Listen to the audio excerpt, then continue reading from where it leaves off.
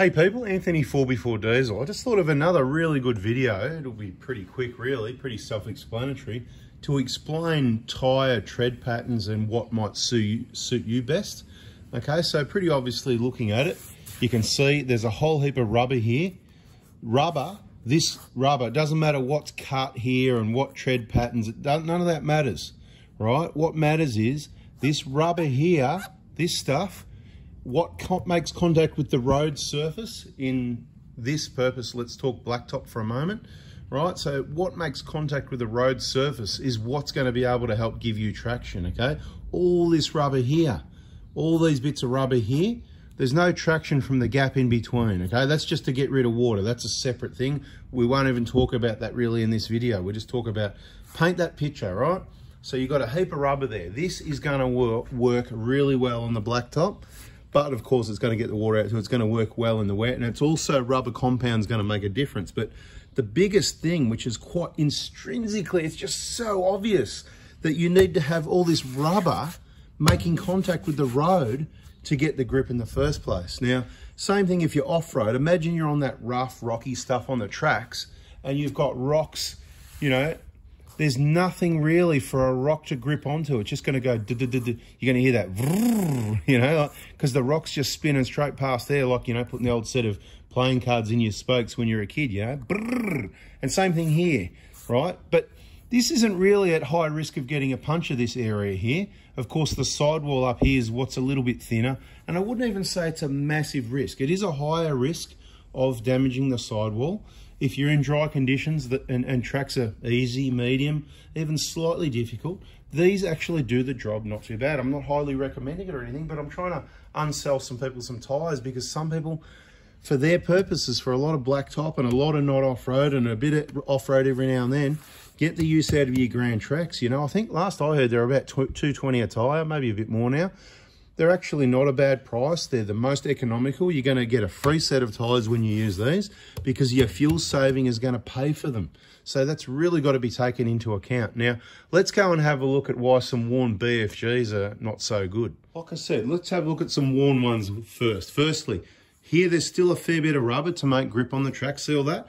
There's a lot less because you've got bigger gaps here, which opens things up, and the rocks can get in behind, hooked in on. See all these different shapes they've got? It's, again, intrinsically, is that not obvious to you how grippy this sort of tread pattern would be off-road in dry, steep, rough, rocky terrain, sandy, shaly, anything like that? This kind of tread pattern is going to grip really well, and it's just the odds that they generally don't have problems with punches and stuff like that. They're one of the most highly used tyres, and they just don't get punches. But let's go and have a look at one of these that's had 7 years of wear, and obviously it's anything between this and what we're about to look at. These are the ones on the ute, right? 7 years old, about 40 or 50,000 Ks, heaps of off-road use. Let's compare the pair. This one works really well, right? Because you can actually see all these lighter sort of colour areas, these things here, right? This is all that's making contact. So let's just take a look at this just section across here for a moment. So we're missing bits here, chunks there, chunks there. Right, let's just keep it spinning around. Same sort of thing, consistent all around the tyre. Right here, whole section in the middle. What was beautiful and clean when they're new is it's kind of like at this point right here, it's about 50% gone. It seems what we're looking at, you know. I mean, you got all the edges here, but then you got chunks here, chunks there, chunks here, chunks, you know, that bit through the middle, all gone. Over this side, all gone. And then you've got at your edge wear, you've got your feathered wear on the inside and outside edges that, you know, obviously they don't make contact anymore because it's no longer flat making contact with the road. It's got this kind of like angle on it, right? So I sort of explained this in another video, but I just saw this before I put the car down from doing some checks you'd probably see in another video.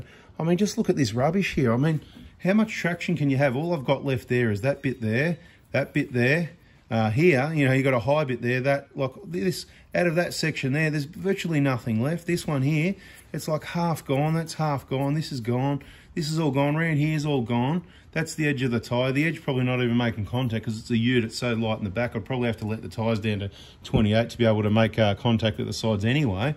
And the thing is, I'm driving this around purposely hammering these tyres in the wet, and I can't get them to slide. So I'm really struggling to understand You know, some people are having a lot of trouble with these tyres in the wet. You see the way they ride. Oh, they're death traps and all this. Yet I've got to sit here, you know, they can make all the excuses. Oh, they're okay when they're new, but as they get older.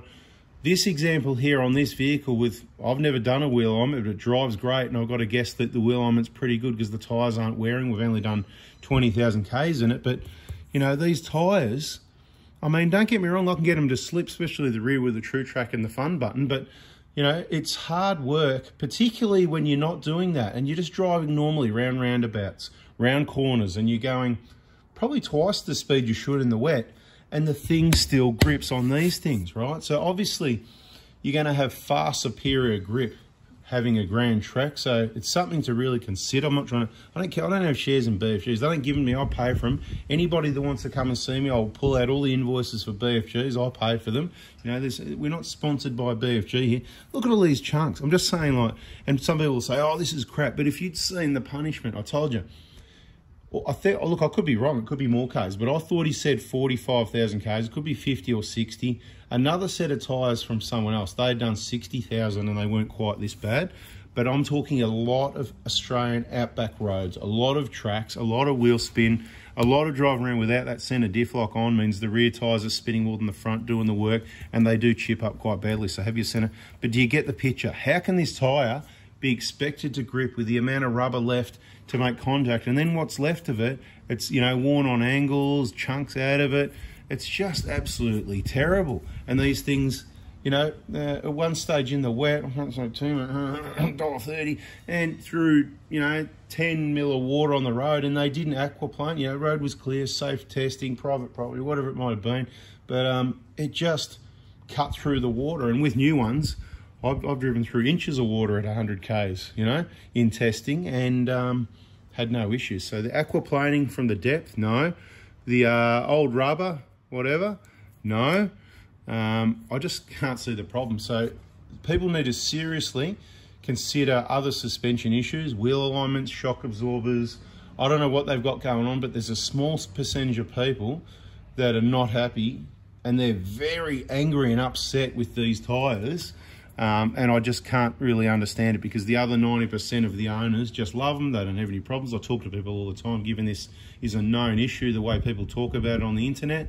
It's like they, yeah, I don't know. I'm not even going to say it. It's just, yeah, they're really not happy about these tyres. And at the end of the day, you know what? They're too expensive, so don't buy them. So only for the people that hang around, in my opinion, don't buy them. They're too expensive. Now, if you can have a second set, and you're going to keep these and they're going to last you like 10 years or so, I don't care about the 5-year and the rubber.